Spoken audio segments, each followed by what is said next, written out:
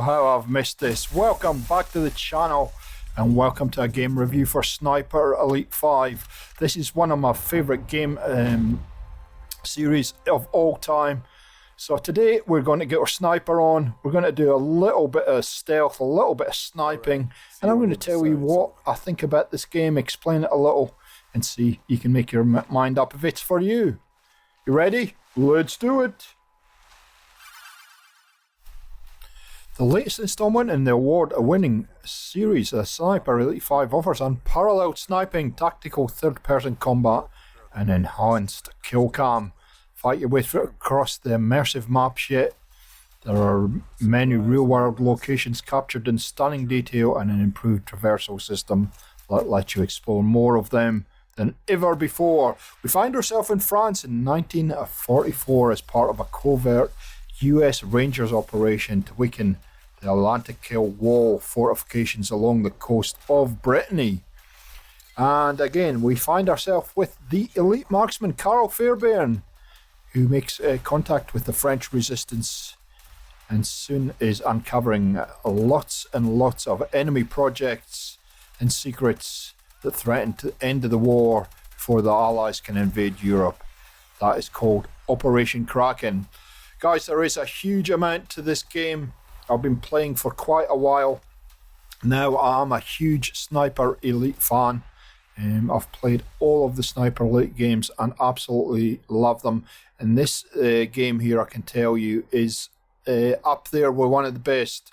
So if you like something like a Splinter Cell and you like shooters, this might be the game for you. But let me tell you, it is a little bit slower than what you're probably used to. So if you're a run and gun kind of player, this is probably not the game for you because it is very slow. You have to be very slow, steady, and methodical. So I will take you through in quite a lot of detail today how the interface works, some of the game mechanics, and then I'll give you my final thoughts on the game, and you can make a judgment on whether it is for you.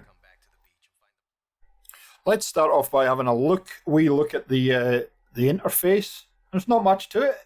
G4, well actually there is. Wait till we click in and you see what the magic happens. But obviously here is the main screen and it looks absolutely stunning. Most of the Sniper Elite games look nice.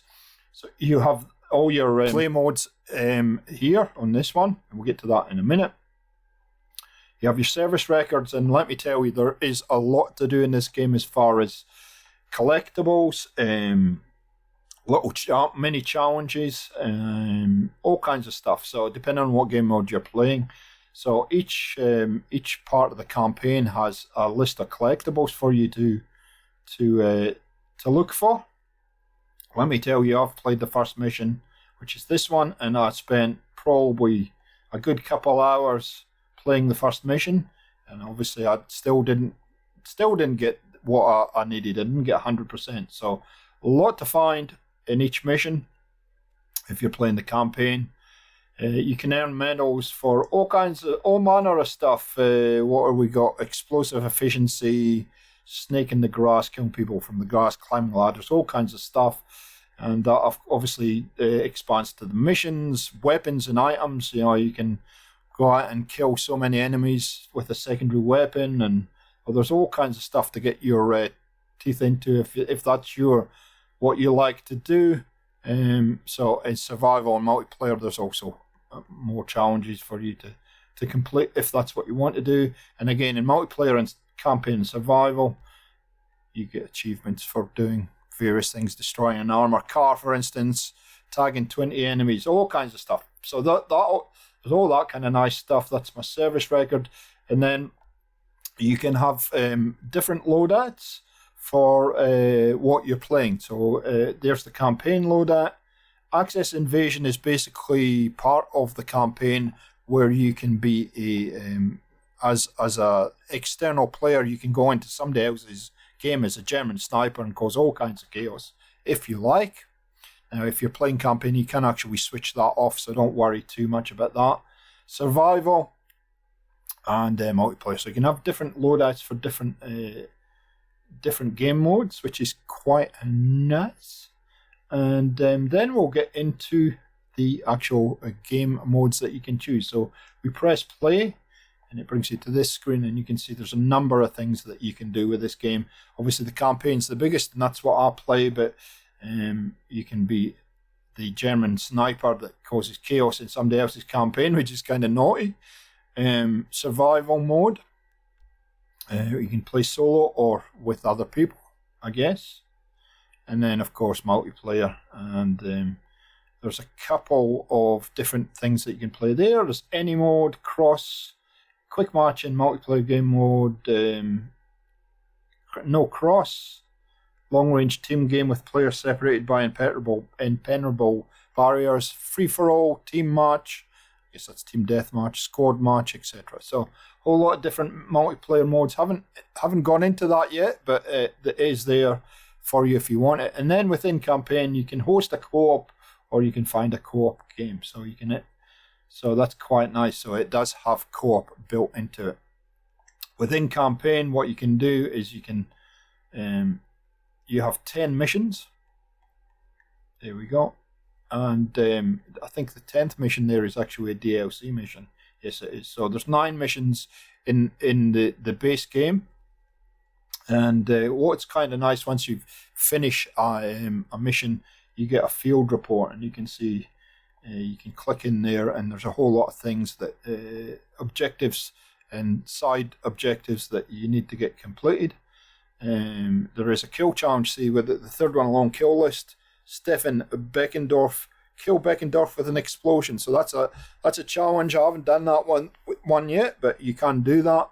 And yeah, there's a whole lot of things that you can get done in each of these missions. So a lot to the game. It obviously can set your difficulty if you like. And yeah, I like what they've done. I like that they've given us a lot of variety in the game this year. And yeah, it is absolutely a wonderful game to get immersed into. So as we're pulling up to the beach here, let me talk to you about the immersion. The immersion of this game is unbelievable. It's like I said earlier, it's a game that you've got to take your time with, and even the first map is absolutely immense. And if you're a completionist and you want to get all those challenges done, it will take you virtually hours. But the key to this game is really stealth. If you're not good at stealth, I'm not necessarily good at stealth, and I've said that many times, but I enjoy these games a lot. I enjoy sitting back, picking people off, identifying people, all that kind of stuff. Now, each of the campaign missions are replayable, so if you want to replay them more than once, say you didn't get all the collectibles and you want to go back and play the mission again, you can do that. If you want to change your difficulty, if it's too hard for you, you can do that, of course. And even though I said it's a stealth game, you can play it how you like. I'd suggest you play it stealthily, because if you play it on a run and gun style, and you will get those engagements where you have to engage multiple enemies at a time, it doesn't lend itself to that. You'll be punished fairly heavily because the enemies just keep coming and coming, and if you get an alarm go off, then you're going to be in a whole lot of hurt. But as in any these type of games, the more that you level up, the more skills that you can add, and we'll talk about the skill trees in a second. And it just enhances your game experience a little bit further, I think, as you are able to level up your character and get a whole lot of new skills. So if you played the game before, Sniper Elite 5 seems to encourage you to explore a lot more than I can remember any of the other games in the series, and you'll be heavily rewarded for exploring the map. You can just whiz through the missions, but I suggest just taking your time and have a good look through the maps, because there is a lot of areas hidden away that you might think you can't access. And I felt very rewarded for finding those areas and being able to find collectibles and all kinds of stuff there, and have some fun engagements.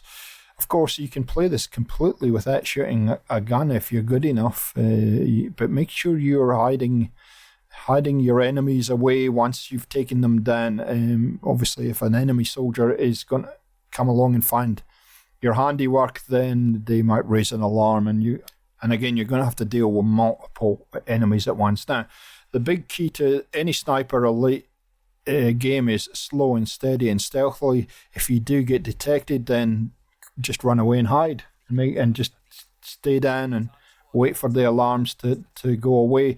It seems that it takes a lot longer in this game. Maybe it's just because I haven't played a sniper elite for a while, but it seems to take a lot longer in this game for the alarm to stop. And there's 3 phases. You will see in your minimap down the bottom 3 phases that it will go through: combat, investigation, and then obviously all clear. So it seems to take a lot longer. The kill cams as well seem to take a lot longer in this game. Maybe that's just me, but it just does seem to take a lot longer period of time for the kill cam to finish.